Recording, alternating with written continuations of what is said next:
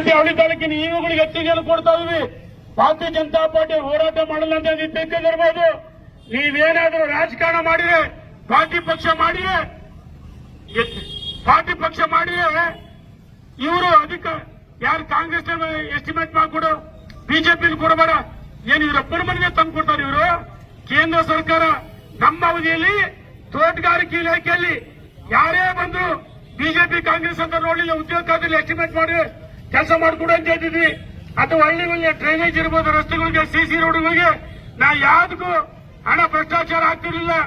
ಇವತ್ತು ಬೇಕಾಬಿಟ್ಟು ಅಲ್ಲಿ ಎಸ್ಟಿಮೇಟ್ ಮಾಡಕ್ಕಿರ್ಬೋದು, ಅಪ್ಪಳು ಕೊಡಕ್ಕಿರ್ಬೋದು, ಇವತ್ತು ಉದ್ಯೋಗ ಖಾತೆಯಲ್ಲಿ ವ್ಯಾಪಕವಾದ ಭ್ರಷ್ಟಾಚಾರ ನಡೆದಿದೆ. ಇದೇ ರೀತಿ ಪಕ್ಷ ಏನಿದೆ ಪಕ್ಷ ಪಾರ್ಟಿ ಮಾಡಿದ್ರೆ ಇಒ ಕಚೇರಿ ಬೀಗ ಹಾಕ್ತೀವಿ ಅಂತ ಹೇಳಿ ಎಚ್ಚರಿಕೆಯನ್ನ ಕೊಡ್ತಾ ಇದೀವಿ. ನಾವು ಎಚ್ಚರಿಕೆಯನ್ನ ಕೊಡ್ತಾ ಇದೀವಿ. ತಾಲೂಕು ಕಚೇರಿಗಳಿರ್ಬೋದು, ಯಾವುದೇ ಕಚೇರಿ ಇರ್ಬೋದು, ಇವತ್ತು ಪೊಲೀಸ್ ಠಾಣೆಗೆ ಅಷ್ಟೇ ವ್ಯಾಪಕವಾದ ಭ್ರಷ್ಟಾಚಾರ ಆಗ್ತಿದೆ. ಪುರಸಭೆ ಅಂತ ಕೆಟ್ಟ ನಾಡ್ತಾ ಇದೆ, ಪುರಸಭೆ ಕೆಟ್ಟ ನಾಡ್ತದೆ. ಅಲ್ಲಿ ನಾವು ಏನು ನೀರಿನ ತಂದಿದ್ವಿ ಅದರ ಸಮರ್ಪಕ ನೀರು ಕೊಡಕ್ಕಾಗಲ್ಲ ಇವ್ರ ಯೋಗ್ಯತೆಗೆ.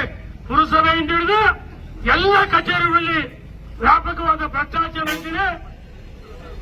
ಇವರು ಸುಳ್ಳು ಹೇಳಿ ಭಾರತೀಯ ಜನತಾ ಪಾರ್ಟಿ ಸರ್ಕಾರ ಇದ್ದಾಗ 40% ಸರ್ಕಾರ ಹೇಳಿ ಸಿಎಂ ಅಂತ ನಮ್ಮ ಮೇಲೆ ಅಪಪ್ರಚಾರ ಮಾಡಿದ್ರು.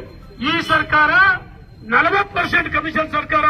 ಹಾಗಾಗಿ ಸರ್ಕಾರ ವಿರುದ್ಧವಾಗಿ ನಾವು ಹೋರಾಟವನ್ನು ಮಾಡ್ತೀವಿ. ಈಗಾಗಲೇ ಸಂಗೊಳ್ಳಿ ರಾಯಣ್ಣ ವೃತ್ತದಲ್ಲಿ ಅಲ್ಲಿ ಪ್ರತಿಭಟನೆಯನ್ನು ಮಾಡಿ, ರಸ್ತೆ ಚಳವಳಿ ಮಾಡಿ, ನಾನು ಮಾತಾಡಿದ್ದೀನಿ.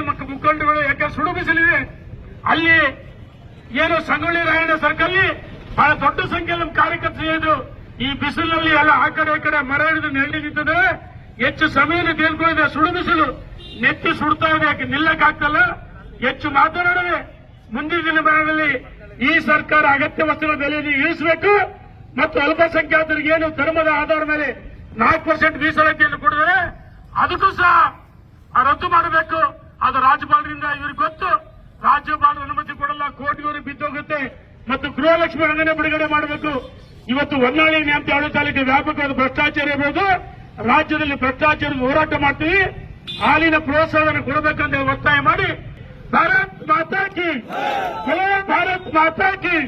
ಭಾರತೀಯ ಜನತಾ ಪಾರ್ಟಿ ಜನಪರ ಹೋರಾಟಕ್ಕೆ, ಭ್ರಷ್ಟ ಕಾಂಗ್ರೆಸ್ ಸರ್ಕಾರಕ್ಕೆ, ಅಗತ್ಯ ವಸ್ತುಗಳ ಬೆಲೆ ಏರಿಕೆ ವಿಧಿಸುವ ರಾಜ್ಯ ಸರ್ಕಾರಕ್ಕೆ ಭಾರತ್ ಮಾತಾ ಕಿ. ಎಲ್ಲಿವರೆಗೆ ಹೋರಾಟ,